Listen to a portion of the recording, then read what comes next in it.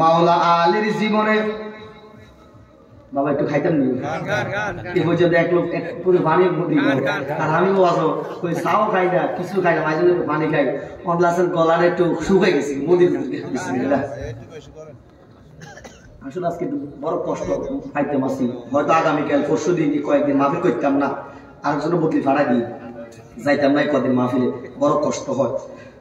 আমার ভাই দাবা দিছিল আমার এই ভাই নাম কি ভাই বলে গেছিল মহিউদ্দিন। মহিউদ্দিন আমরা এলাকার একটা সন্তান আছে মহিউদ্দিন নামে মহিউদ্দিন ভুইয়া সেটা খুব ভালো একটা ছেলে মনে রাখবেন ভালো একটা ছেলে। এখন সে মিশর আল আজহারের মধ্যে পড়ালেখা করতে আছে মারামা করতেন না। সে আমার বন্ধু মানুষ এবং কি তার ঘরের মধ্যে আমি এক রাত্র ছিলাম দুজনে আমরা দোনো বন্ধু মাহফিল করছিলাম পাশের গ্রামে মাহফিল কইরা। তো পরের দিন আবার মাহফিল আমার তাহিরি সরকার বইব আসিল। তো পরে দিয়ে বন্ধু আমরা যাওয়ার দরকার আমরা ঘরে থাকেন এরপরে আমার গাড়ি লইয়া আমরা মাহফিলে যাবেন পরে তার গাড়ি লইয়া সম্ভবত মনে তার নিয়েছিলাম নি কোনো না তার গাড়ি লইয়া মাহফিলে গেছিলাম ভৈরব আবার মাহফিল থেকে আইছিলাম।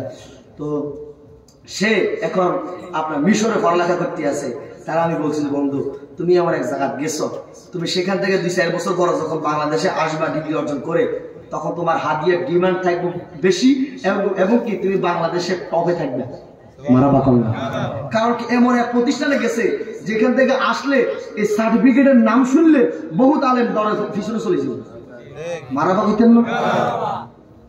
আল্লাহ তাআলা হক্কানি আলেম হিসেবে কবুল করুক। কি আপনার গ্রামের একটা ছেলে মিশর আল আজহারের মতো পড়ালেখা করে এটা আপনি গর্ব করে বলতে পারবেন বাংলাদেশে কয়জন ছেলে আছে মিশর থেকে পড়ালেখা করতে আমারও তো মন চায় কিন্তু টাকা তো লাগে বান্ডিলে বান্ডিল টাকা লাগে হয়তো তার বাবার আছে বিদে খরচ করতে পারতেছে কথা বল ঠিক নেই। মিশর যাইয়া পড়ালেখা করা সহজ ব্যাপার না বাবা।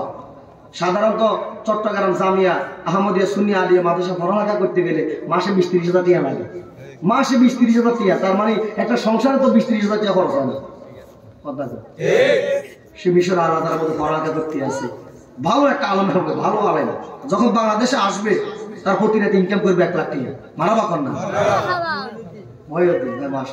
দোয়া করেন আপনারা আমিও দোয়া করি আমরা দোয়া করবেন ইনশাআল্লাহ আল্লাহ কবুল করুক আমিন কর। এখন দয়াল নবী কথাটা কি বলছিলাম ও মাওলা আলী কথাটা রাখি গেছিলাম মাওলা আলী উরাকের মধ্যে নবী আমার আরাম করতে আছে।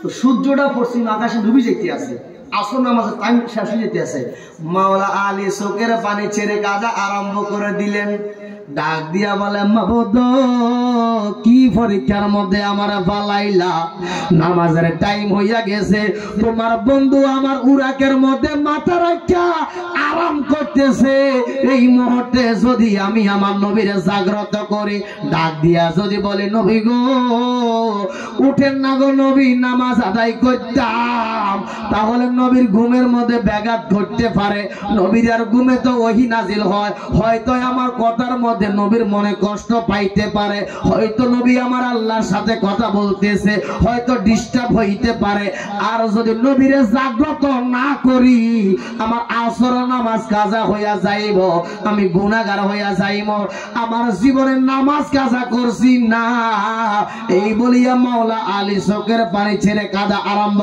করলেন। কোন সিদ্ধান্ত নিবেন কোনটা নিবেন উনি কোনটা বাঁচবেন মানে কোনটা করবেন কোনটা ছেড়ে দিবেন কি নামাজ আদায় করব না নবীরে জাগ্রত করব যদি নবীরে জাগ্রত করে বেয়াদবি হইব আর নবীরে জাগ্রত না করলে নামাজ কাজা হইয়া যাইব। এমন একটা মহা বিপদে আছে।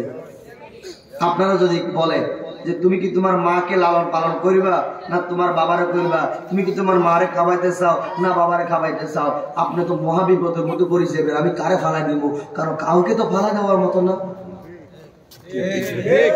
আমি যদি মাকে যদি নিই বাবাকে ছেড়ে দিই আল্লাহর দরবার আমি আসামি হয়ে যাব কি বাবাকে আমার জন্য কষ্ট করে না বাবার কষ্টের বিনিময়ে তো আমি বড় হয়েছি ঠিক যদি বাবাকে নিই মাকে ছেড়ে দিই আল্লাহর দরবার আমি আসামি হয়ে যাব কি মা তো আমার 10 মাস 10 দিন গর্ভে ধারণ করছে না পারছে খাইতে না পারছে বইতে না পারছে শুইতে বড় কষ্ট পাইছে আমি কাকে ছেড়ে দিব না আমার তো দুইজনকে প্রয়োজন কথা কোন ঠিক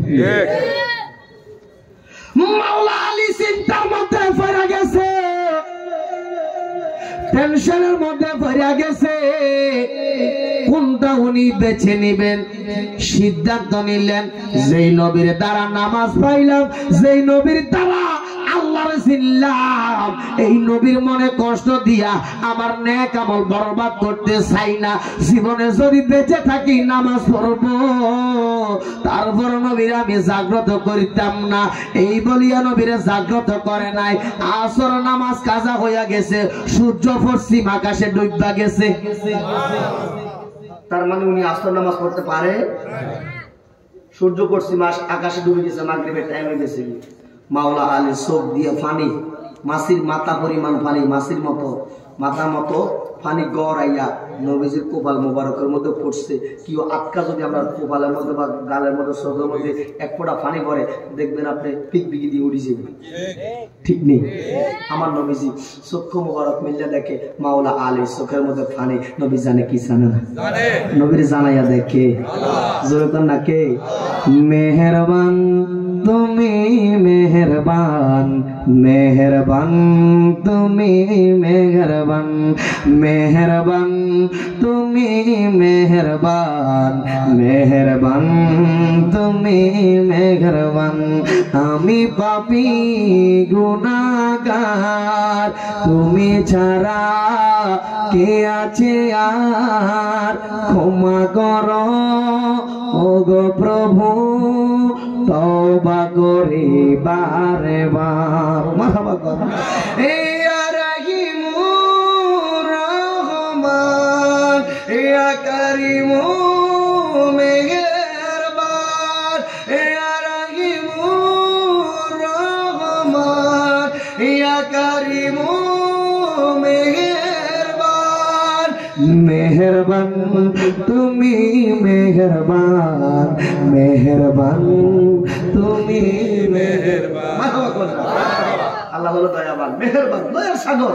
আপনার আমার মা বাবার দয়া আছে, আল্লাহর দয়া কোটি কোটি গুণে বেশি। জোর কর মারহাবা। এখন আমার নবীজি মাওলা আলী উরাকের মধ্যে আরাম করতে আছে। মাওলা আলীর আসর নামাজ কাজা হয়ে গেছে, মানে উনি পড়তে পারে নাই। নবীজি চক্ষু মোবারক মিললে দেখে মাওলা আলীর চোখের মধ্যে পানি। আমার নবীকে আলী কান্দ কেন, চোখের মধ্যে পানি কেন? মাওলা আলী হাও মাও কয়ে, নবী গো আমার জীবনে আসর নামাজ কাজা করছি না। ইয়া রাসূলুল্লাহ, আপনি আমার উরাকের মধ্যে রানের মধ্যে আরাম করতেছেন, এমন টাইমে আসর নামাজের আজান দিয়ে ফেলাইছে, নামাজের টাইম হয়ে গেছে। নবী গো আপনার যদি জাগ্রত করি আমার বিয়া দবি হইব না, জাগ্রত করলে নামাজ কাজা হইব। চিন্তা করলাম যেই নবীর দ্বারা নামাজ পাইলাম, সেই নবীর দ্বারা আল্লাহ চিনলাম, ওই নবীর মনে কষ্ট দিয়া আমি নামাজ পড়তে চাই না। ইয়া রাসূলুল্লাহ, নবী গো আপনার প্রেমে নামাজ কাজা করে ফেলাইছি, এখন নামাজটা তো পড়তে পারি নাই। জীবনে নামাজ কাজা করছি না, নামাজ বাদ দিছি না, আজকে যে পড়তে পারি নাই, এই কারণে মনটা একটু কেমন কেমন জানি লাগে।